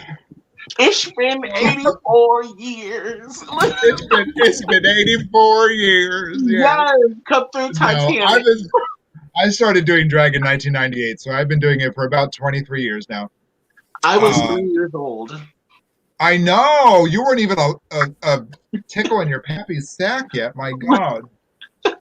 Oh, no. I hope I was not tickling his sack at that point in time, Kirk. I cannot with you. What was the second half of that question? Your I favorite don't think there song was one anymore. What are your favorite songs to do? I love to do anything by Janet Jackson, by Whitney Houston. I'm Your Baby Tonight is probably one of my favorite songs to do by Whitney. Yes, it starts and it just goes. Like, I love it. I love the feeling. Anything that makes me forget what I am doing on stage and I am just in the moment, those are the best kind of songs to do. But definitely Janet Jackson and Whitney Houston are probably my two favorite artists to perform. Work. I've been doing drag for 6 years, and then Jade swooped me up after my first show that I performed at. She's like, "Are you 21? You're good. You are? Cool work. Let's go." And from there, I've just kept on going. My favorite number that I perform, I would say, I just had it in my head that it flew out. I really enjoy this mix that I do that is from that movie called Frozen, In Summer. It's a mix of In Summer and Hot Girl Summer by Meg Thee Stallion and featuring Nicki Minaj. I love that. I love that number. Oh, yes. Amazing. I have been, my answer is a little awkward because I started doing drag in the dinner theater scene. And that was almost 20 years ago now, which I just put 2 and 2 together. But I started performing in the nightclub scene and the nightlife scene a little over 10 years ago. And my favorite songs to do, I'm actually, I have a drag goal. I want to perform every song from Madonna's Ray of Light album at some point in my career. I've gotten a whole bunch of them down. Frozen is my one all-time favorite song. Yes. I love that song so much. The Power of Goodbye. What was that? The Power of Goodbye. Power of Goodbye. Everything on that album is just amazing. Okay. I love performing Murgirl at the very end. Okay. Seems like something you wouldn't be able to perform, but I do it. I've done it at Risque Cabaret before, and I made it an art piece. That's awesome. Yeah, there's a song on that album that I've been wanting to perform. Cassie, you might know it. It's called Little Star. And I call Cassie Little Star, so that's kind of our little joke there. But yeah, the whole album's fantastic. I love that. Ooh, this is more of a shout out for someone. Dakota Noel says, I graduated fashion design school and I do a lot of my own gowns and things. What do you drag queens really look for when looking for new pieces for their wardrobe besides bling? People who announce that they went to fashion school, I look for that. And I look for them to friend me on Facebook. Me too. Lots of leotards, lots of bodysuits. And, if you can do something really crafty with a cape or some kind of inlay or something like that. And if you're really good, if you know how to do nude illusion on a black queen, let me know. Let me know. That part. Yep. It's for me. It's all about like the fit of the outfit. One of my designers, Latoya Perry, she takes measurements of absolutely every inch of every aspect of my drag form, and her gowns fit me like second skin. I love them. So someone who's a very, very good at tailoring and very smart in how they construct an outfit, definitely my go-to. Yeah. Sorry, I got lost in here a little bit. Another fantastic question. Have you ever applied your drag makeup or put on something when practicing a drag routine and then had something else come up and forgot you were in drag and gotten on a video chat meeting or answered the door? I have not done that. I will say I have forgotten to put TikTok on the right setting and screwed up a video today. Oh, baby. No. It's fine. That's okay. It's something I can do another time. It's just a whole bunch of Katya and Trixie Mattel quotes about being sociopaths. You know, the basics.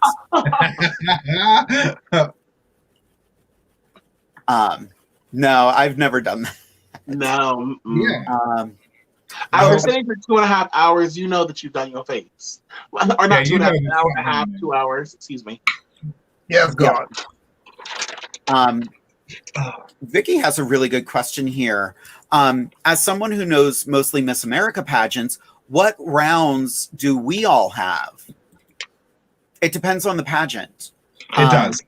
As someone who has competed in America, Amethyst, do you want to start with that one? So America, obviously, pageant systems change their categories and what they're looking for. When I first started competing for America, there's always male interview. They always want to see the person behind the persona that's presenting. And it's like a job interview, essentially. You're applying to be a representative for the nation's gay American system. So you have male interview. You'll have on-stage question and evening gown. Obviously, evening gown is evening wear, usually updos, jewelry, whoever looks, the best in their nighttime attire. On-stage question. There's no right or wrong answers. It's all in how you present yourself and the answer that you are supporting. And then, of course, there was creative costume, where you had to create a very intricate costume and out of whatever you wanted to present. Now I believe that solo talent has taken the place of creative costume. Solo talent is just you by yourself for 3 minutes. No, you can have like handheld props, I believe, things like that, but you can't have backup dancers or large backdrops, anything like that. It's just you and the talent you present for 3 minutes. And then, of course, you have your talent category, which is 7 minutes long. You can have dancers and people who flip and all kinds of stuff. But yeah, those are the categories that I'm familiar with. Last time I competed for something, we did interview first, and then there was some miscommunication, and I prepared for solo talent, and then they were like, "Oh, by the way, we're not doing solo talent." I was like, "Yes." Okay. I still brought everything because like there was weird stuff going on with that whole pageant. And then pretty standard pageant. Now when we used to run State Street, we're not opposed to bringing it back. We were just like, okay, it's going to take a break for a little while. It was slutty evening wear, on stage question, but it was more based on how you responded than what you responded. Your talent number, and there was something else. It was just the whole pageant was decadent garbage. Decadent garbage. Decadent garbage. I know other pageant systems do outrageous evening gown and outrageous fashion. Yes. So I resonate with those. Those are fun. And of course, there's always swimwear as well. Yep. No, thank you. No. Yeah. No. In this economy. How about it? How about it? We actually have two questions that kind of go together. The first one is specifically for Anastasia. Do you mind if we get a close-up of your eye makeup this evening? Oh, of course. I went a little light. So it is a little bit of this and that. I'll close my eyes so you can see as well. I'm trying something new, so I'm no longer doing clown white. I'm trying to move away from that. For my eyes, I'm actually using a Juvia's Place foundation and a highlight color and painting on top of that. I have some glitter on my lid, and then I used more so browns and just a hint of pink on my cut crease. And then underneath, I went under with the More Lashes Mink by Carla with their pink. They have a new palette out. So, yes. I have to say, with this lip color, you are giving me very like Monet Exchange vibes. Yes. Okay, Jade. Come on, Jade. Let's critique Anastasia's makeup. Okay. So let's bring her a little closer. Let's take a look. Well, Yeah. you could. Well, there's the. Amethyst, do you have anything? Nope. I'm just kidding. I'm totally kidding. Honestly, I like the progression in your makeup tonight. I see the character that you are going to be. Definitely. I like this look. I like that the white has been toned down to a very soft highlight under your eye. I like the lip color being nude and just nice and glossed. I know you love your colors, but baby, you don't need that much color. You don't need it. And I like this toned down color look for you. Yeah. Well, we said pageant. I knew that I was going to have these outrageous earrings on. So I said, let me try and go a little neutral, a little bit light. Yeah. And like, I'm also really, I'm really, really loving it. And I'm so excited for these lips. I've been talking to my mom about, how do you like do a nude lip? And she's like, oh girl, I don't know. Like, so nice. I actually finally watched a couple of tutorials. I actually just watched Simone's tutorial from Drag Race, and I was like, okay, is that all it is? Is that really all it is? Oh, yeah. So I reached around in my makeup bag, found a brown lip liner, and I'd actually purchased this gloss from More Lashes Minx by Carla, and it's called a diamond topper, I think she said. I mean, and literally, or no, it's called melanated. I think it might be called. It's a diamond top called melanated, and like it is for queens of color, and like I'm so ecstatic about it. I'm about to buy like 3 more tubes from her. Yes, I'll send you my address. I got you. Well, and that ties into the next question I was going to get to, and that's how do you all learn how to do your makeup? Trial and error. Trial and error, exactly. I used to watch a lot of tutorials. One of my favorite tutorials was actually Manila Luzon. And I was just like, I took bits and pieces of that.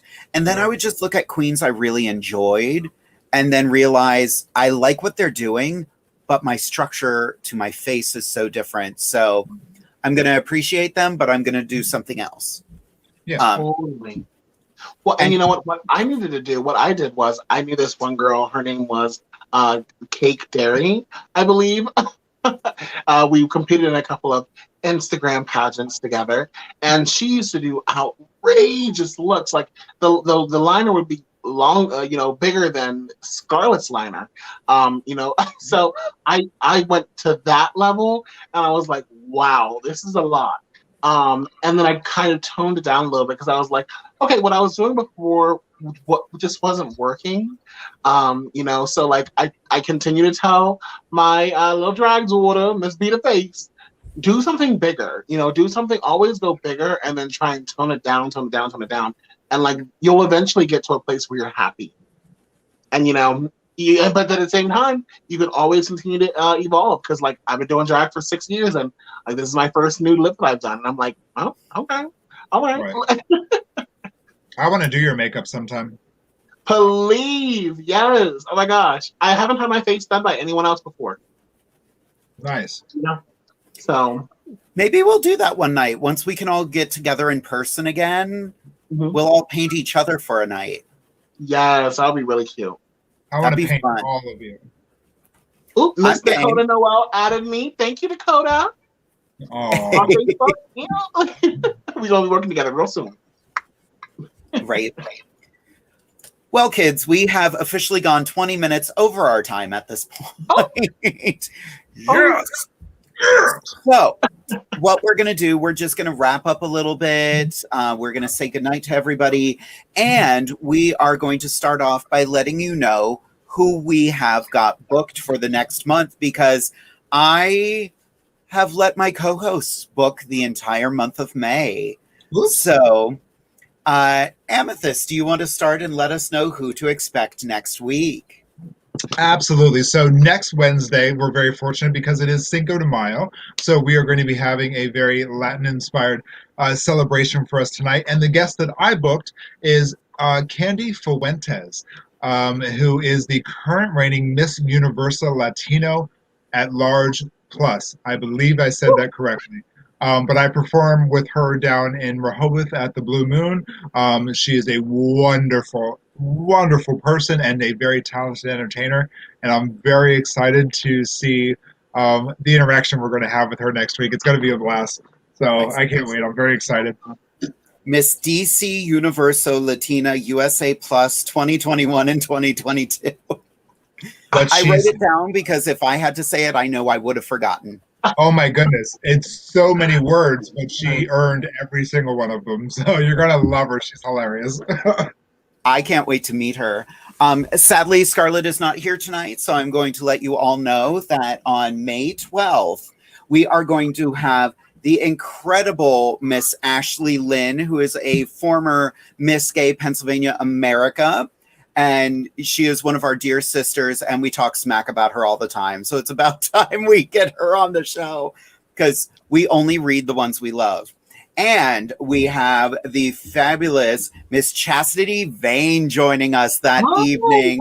Who, she has a ton of titles as well. Speaking of pageantry, I don't remember all of her titles. That I didn't write down because I didn't have time.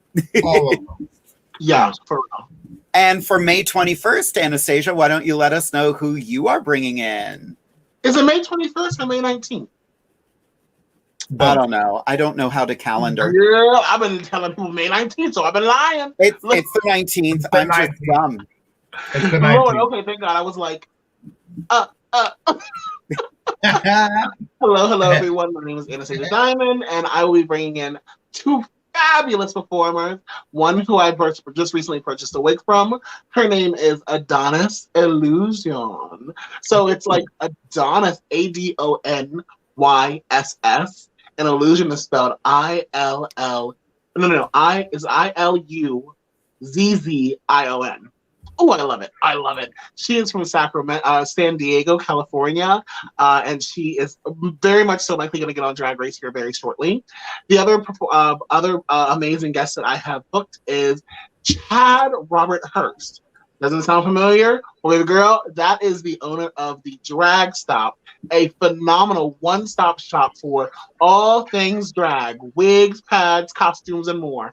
And so I'm super duper excited. Also located in California, but going to be a phenomenal. She also used to perform as Trenta, and I've stolen a lot of her clothing because she's no longer doing drag.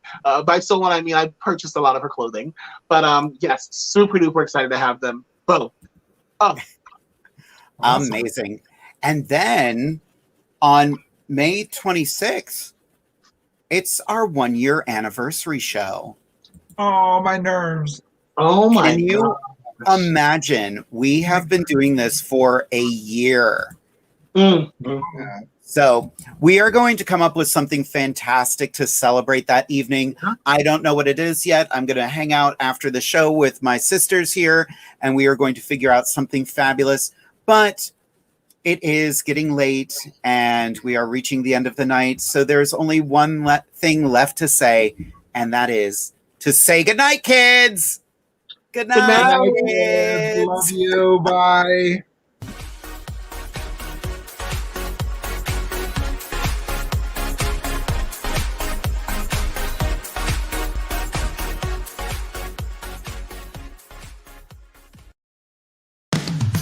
You've been listening to WLFE-DB.com, where our shows are your shows.